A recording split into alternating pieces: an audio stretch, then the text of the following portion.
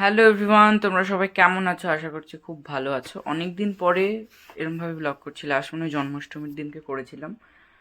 এখন করাও হচ্ছে না, প্লাস এখন বাড়িতেও আছি, কিন্তু তাও করা হচ্ছে না, যেহেতু এখন আমার স্টাডি লিভ চলছে। 8 তারিখ থেকে ফার্স্ট সেমিস্টারে পরীক্ষা।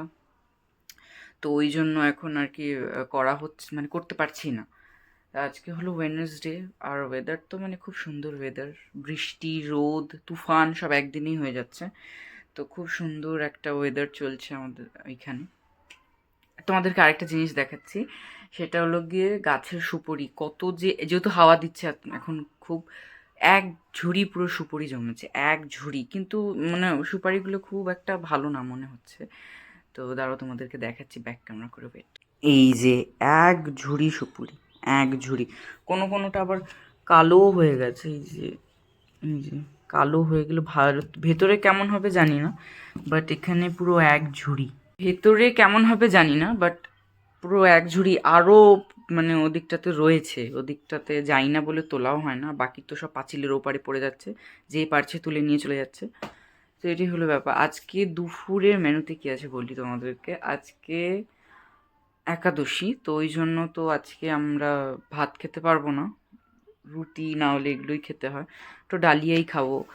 বাই দ্য ওয়ে, আজকে ঠাকুরকেও ডালিয়া দেওয়া হয়েছে। কেন কি, খেজুর, মিশরি, কিশমিশ এই তিনটে রোটেট করে চলে, আর কোনো সময় ফল। তো ওই জন্য ঠাকুরকেও আজকে ডালিয়া দেওয়া হয়েছে, নিরামিষ যেহেতু, প্লাস বুধবারও ছিল গণেশের বার। ওই জন্য আজকে ঠাকুরকেও ডালিয়া দেওয়া হয়েছে। এই যে ঠাকুরকেও আজকে ডালিয়া দেওয়া হয়েছে, প্লাস আমরাও ডালিয়াই খাবো। তো চলো খেয়ে নিই। টাটা। খেতে বসে পড়েছি, দারুণ হয়েছে। ডালিয়ার খিচুড়ির সাথে গন্ধরাজ লেবু হলে আর কিচ্ছু লাগে না। আচার ছিল, বাট আমি আচার খাইনি। আর আমি আজকে নিচে বসে খাচ্ছি অনেক দিন পরে। রোজ তো টেবিলেই বসি, বাট আজকে নিচে বসে খাচ্ছি। আর খুব টেস্টও হয়েছে খেতে, মানে দারুণ লাগছে খেতে, এটা দারুণ হয়েছে।